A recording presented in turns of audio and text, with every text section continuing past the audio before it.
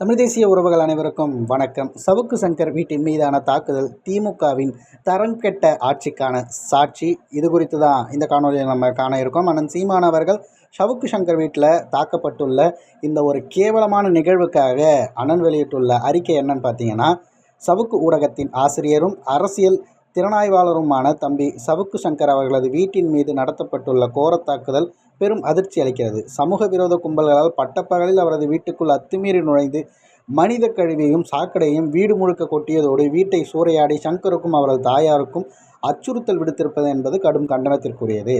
ஆளும் திமுக அரசுக்கு எதிரான கருத்துக்களை விமர்சனங்களை முன்வைக்கிறார் என்பதால் அவரை குறிவைத்து தொடர்ச்சியாக பழிவாங்கும் போக்கும் மிக மலினமான அரசியலாகும். அவர் மீது பொய் வழக்குகளை தொடுத்து சிறைக்குள் தாக்குதல் தொடுத்து கையை உடைத்து இருமுறை குண்டர் சட்டத்தை பாய்ச்சிய திமுக அரசு தற்போது அவரது வீட்டுக்குள் தாக்குதல் நடத்தவிட்டு வேடிக்கை பார்ப்பது அரசியல் அநாகரிகத்தின் உச்சமாகும்.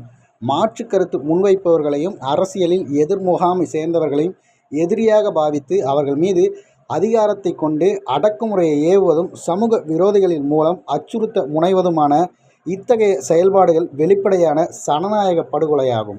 தம்பி சங்கர் தனது வீட்டின் மீது தாக்குதல் தொடுக்கப்படுவதை காவல்துறைக்கு தெரிவித்தும் கூட அவர்கள் உடனடியாக கைது செய்யாது வேடிக்கை பார்த்த செயல் திமுகவின் தரம் கெட்ட ஆட்சிக்கான சரிநிகர் சான்றாகும். ஆட்சியாளர்களின் மறைமுக அனுமதி இல்லாமல், காவல்துறையின் துணை இல்லாமல் இத்தகைய தாக்குதல் நடந்திருக்க வாய்ப்பே இல்லை.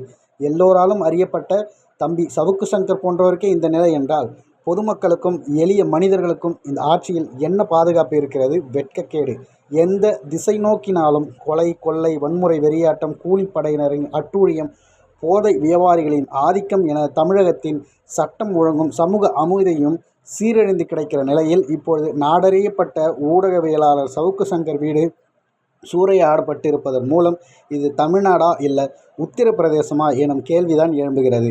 4 ஆண்டு கால ஆட்சி, நாற்றம் எடுக்கும் நாசகார ஆட்சி. சவுக்கு சங்கர் வீட்டில் வீசப்பட்ட சாக்கடை கழிவுகளே அதற்கு சாட்சி என மிகவும் காட்டமாக அண்ணன் சீமான் அவர்கள் சவுக்கு சங்கர் அவர்களுக்கு ஆதரவாக அறிக்கை வெளியிட்டுள்ளார். இந்த நிகழ்வை பற்றி நீங்கள் என்ன நினைக்கிறீங்கிறத பின்னோட்டத்தில் பதிவிட்டுடுங்க.